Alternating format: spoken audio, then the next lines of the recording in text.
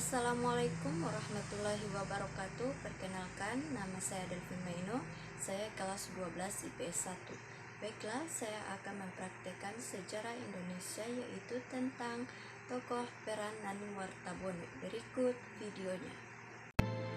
Dalam catatan sejarah negara proklamator negara kemerdekaan Indonesia secara nasional adalah Insinyur Soekarno dan Muhammad Hatta, yang kemudian mereka dikenal sebagai presiden dan wakil presiden pertama Indonesia.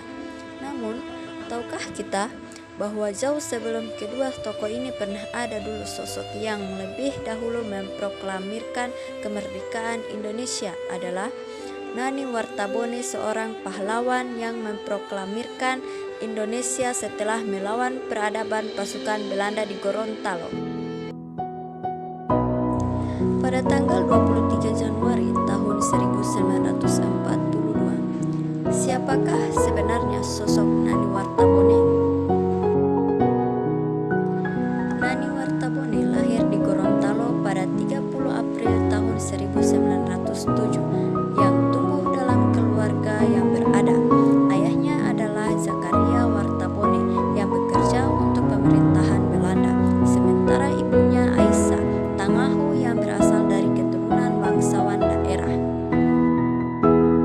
Nani Wartabone meninggal di Suwawa pada tanggal 3 Januari tahun 1986. Pada tanggal 22 Januari 1942, Belanda membakar kapal motor Kalio dan gudang Kobra di pelabuhan. Mengetahui hal ini, ia menyiapkan senjata dan para pemuda. Jumat pagi 23 Januari 1942. Pada hari ini 23 Januari 1942, kita bangsa Indonesia yang berada di sini sudah merdeka, bebas lepas dari penjajahan bangsa manapun. Juga bendera kita adalah merah putih, lagu kebangsaan kita adalah Indonesia Raya. Pemerintahan Belanda telah diambil alih oleh pemerintahan nasional. Jepang menguasai Gorontalo pada tanggal 30 Desember 1943 dan dibawa ke Manado. Di sini Nani Wartabone mengalami berbagai siksaan. Salah satu siksaan Jepang yang masih melekat dalam ingatan masyarakat Gorontalo hingga saat ini adalah ketika Nani Wartabone selama sehari semalam ditanam seluruh tubuhnya kecuali bagian kepala di pantai di belakang kantor Gubernur Sulawesi Utara sekarang.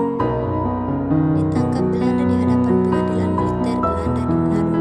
Nani Wartabone dijatuhi hukuman penjara selama 15 tahun dengan tuduhan makar pada tanggal 23 Januari tahun 1942. Jepang kalah sunting setelah menyerah kepada sekutu. Jepang masih tetap menghormati Nani Wartabone sebagai pemimpin rakyat Gorontalo.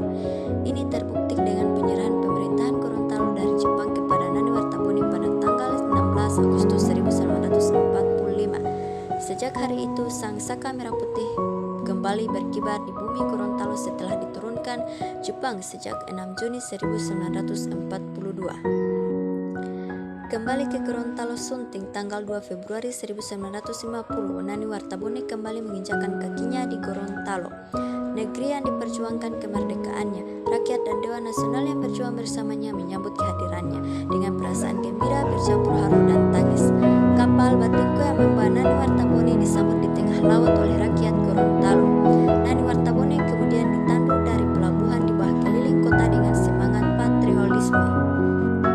Melawan Permesta sunting, ketenangan hidup Nani Wartabone sebagai petani kembali terusik ketika PRRI atau Permesta mengambil alih kekuasaan di Gorontalo.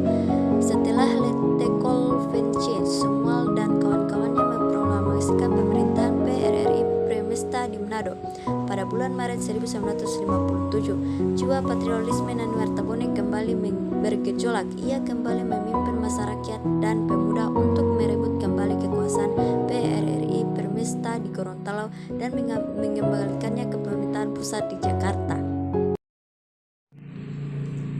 Demikian peran tokoh Nani Wartabone. Lebih dan kurangnya mohon dimaafkan. Wassalamualaikum warahmatullahi wabarakatuh.